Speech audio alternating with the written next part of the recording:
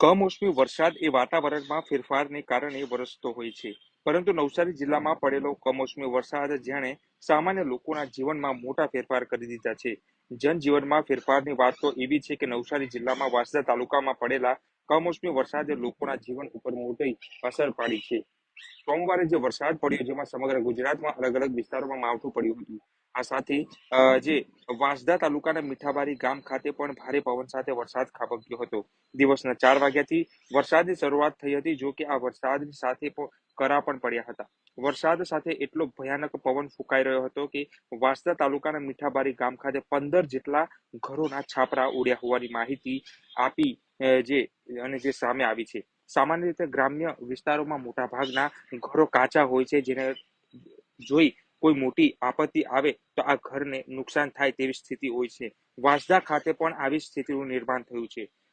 વરસાદ અને પવનને કારણે સર્જાયેલી આ સ્થિતિમાં ઘરવખરી અને અન્ય લોકોને પણ નુકસાની વેઠવાનો વારો આવ્યો હતો. આ ઘટના જ્યારે બની ત્યારે ઘરના વ્યક્તિઓ સતર્ક થઈ જતા મોટી જાનહાની ટળી હતી. આ ઘટનામાં ઘરમાં રહેતા પરિવારનો આબાદ બચાવ થયો છે. વરસાદ પડ્યો અને ખેતીને તો નુકસાન થયું છે, પરંતુ મકાનોને પણ નુકસાન થવાને કારણે લોકો મુશ્કેલીમાં મુકાયા છે. જો કે લોકો એવી પણ માંગ કરી રહ્યા છે કે તેમને સરકાર કોઈ મદદ કરે.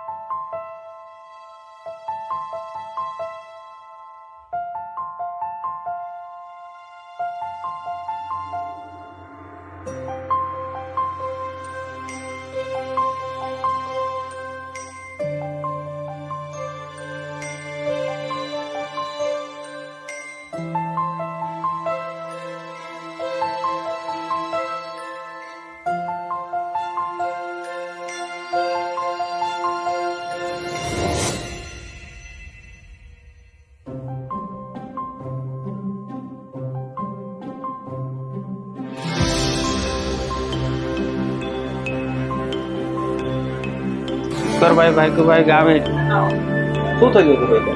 વરસાદ આવી ગયો, થોડુંક તેમાં પવન આવી ગયો. પવનથી પતરા ઉડાવી દીધા તો ત્યાંથી અમે છે ને બહાર નીકળ્યો. પવન તો વધારે આવી ગયો તો પતરા બહાર બી ને અંદર બી પડ્યા. થોડુંક ઘેરમાં નુકસાન કર્યું, ભાત પલળી ગયો, એવું નુકસાન કરી નાખ્યું.